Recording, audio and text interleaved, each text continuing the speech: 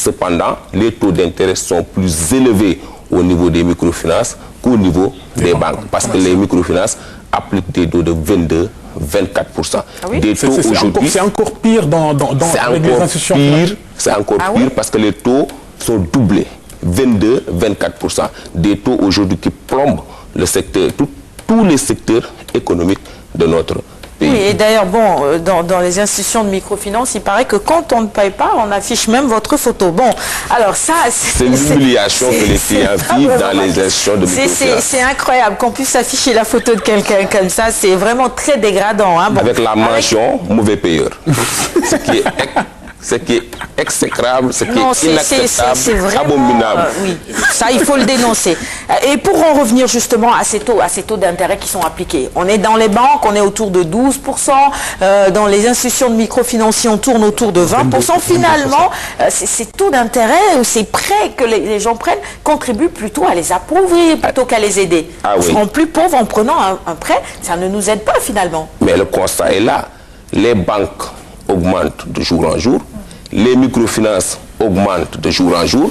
Malheureusement, on assiste à une rareté des ressources. Les populations se lamentent, la pauvreté est là et claire, les populations s'enfoncent encore davantage dans la pauvreté. Alors que c'est le contraire qui devait se produire, avec quelque chose comme 23, 24 banques, avec quelque chose comme plus de 218 microfinances. Je pense que toutes les conditions étaient réunies pour que les populations recouvrent une certaine santé financière. Malheureusement, tel n'est pas le cas. Les populations se lamentent. Les populations aujourd'hui ne voient pas l'argent.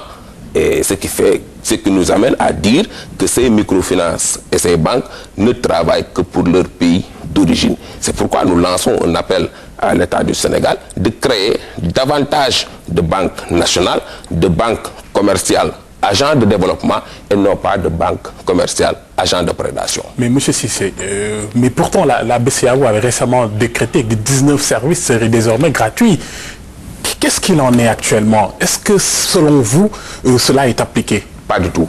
Nous en avons communiqué à plusieurs reprises pour attirer l'attention de la Banque centrale sur le refus des banques d'appliquer les 19 mesures de gratuité.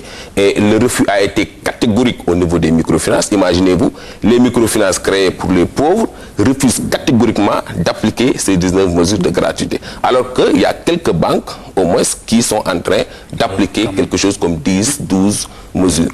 Nous avons dit qu'il ne faudrait pas que ces mesures-là soient connues. Nous avons dit 19 mesures.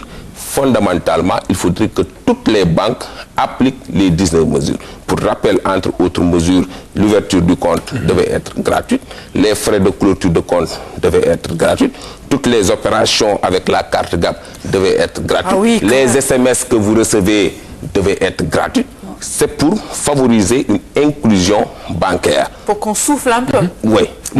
Mais quand même, certaines banques ont cherché à contourner ces 19... ont cherché des astuces pour contourner ces 19 mesures. Beaucoup de banques même. Je prends un exemple par exemple de service que l'on appelle le relevé de compte.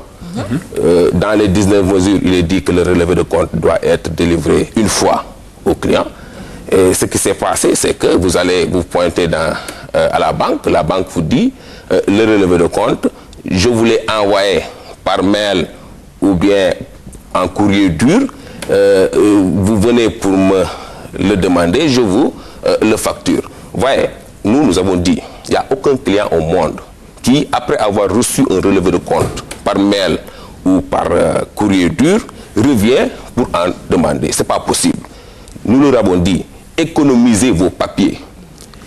Attendez que le client vienne pour que vous puissiez lui donner ce relevé de compte.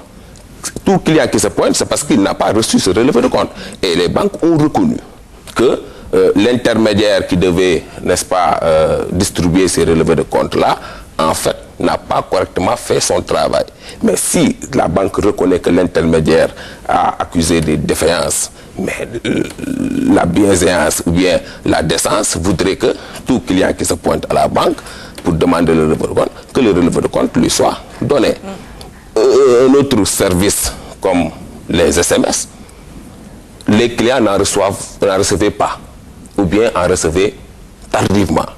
Et ce qui s'est passé, c'est que sur les 19 mesures, il est dit que c'est une information bancaire qui doit être gratuite parce que l'information est un droit consacré dans notre Constitution.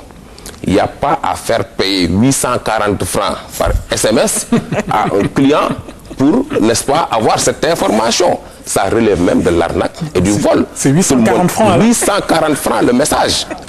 Consultez vos relevés de compte, vous verrez que le message vous est facturé à 840 francs. C'est même plus cher que... Et donc si on reçoit 10 messages, ça nous fait plus de 10 000 là. Donc ça démontre cette boulimie. Finalement, bon, pour en finir, c'est vrai qu'il y a de nombreuses difficultés. Je pense que si on devait faire un tour de table et que chacun devait raconter les difficultés avec sa banque, je vous assure qu'on ne s'en sortirait. Je suis sûre, tous les jours, on vit des difficultés, des préjudices avec notre banque. Et le problème, c'est qu'on a l'impression qu'on est vraiment impuissant. On n'y peut absolument rien. Qu'est-ce qu'on peut faire justement pour changer les choses? Est-ce que vous discutez avec ces institutions? Qu'est-ce qu'il faut faire aujourd'hui pour soulager les clients? Parce qu'il faut dire que les clients souffrent. Faut-il sanctionner en plus? Nous avons prévu beaucoup de solutions, c'est-à-dire des propositions pour pallier au mal. Parmi les propositions, nous avons demandé à l'Assemblée nationale ou bien à l'État du Sénégal de légiférer pour voter la loi sur le délai de rétractation. Tout le monde connaît les conditions de signature viciées des conventions de prêt. Vous venez, vous ne lisez même pas. Lui approuvé, vous signez. Lui approuvé, vous signez. La banque ne vous permet même pas de sortir avec la convention.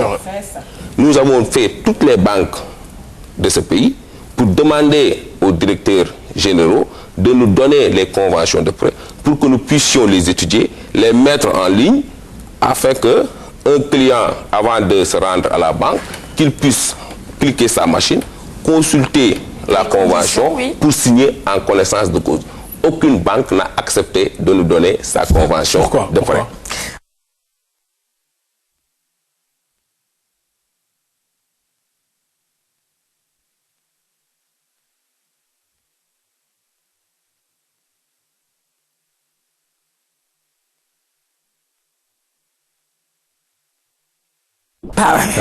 La convention est léonine. C'est ça.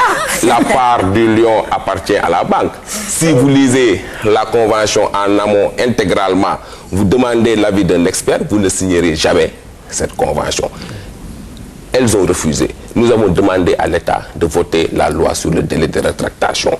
C'est une loi qui donne un bail de 8 jours au client pour qu'il puisse se rétracter. Après signature, à la maison, vous lisez à tête reposée, vous demandez l'avis d'un ami expert ou quelque chose comme ça, il vous détaille les clauses du contrat. Là, vous avez 8 jours, comme ça se passe en France, comme 2 semaines en Allemagne, etc. Ça, c'est une loi qu'on peut voter au Sénégal. Une autre loi sur le délai de grâce.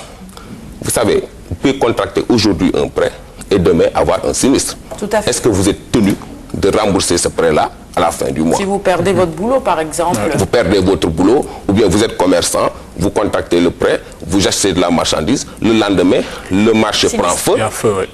Ouais, il faudrait une loi sur le délai de grâce qui peut aller jusqu'à 2 ans pour permettre, délai de grâce, je ne sais pas, je ne parle pas de pardonner le prêt, mais délai de grâce, hein, pour que le client puisse se refaire pour mieux rembourser ce prêt. Il faut une commission de surendettement. C'est important. Il y a beaucoup de surendettés, des fonctionnaires, des salariés, restent des années sans percevoir leur salaire, ce qui est inacceptable, ce qui ne motive pas, ce qui freine aujourd'hui le développement de notre pays. Il faut une loi claire sur le surendettement et que ces surendettés soient pris en charge, parce que c'est important, comme ça se passe dans d'autres pays, le surendetté, il est pris en charge, parce qu'en réalité, personne ne peut se surendetter. Pour qu'il y ait surendettement, il faut fondamentalement deux, le créancier et le surendetté. Et je suis sûre que nos téléspectateurs vont réagir au sujet tout à l'heure, parce que ça, c'est un sujet qui interpelle et qui intéresse tout le monde. Il est 7h20, on arrive au terme de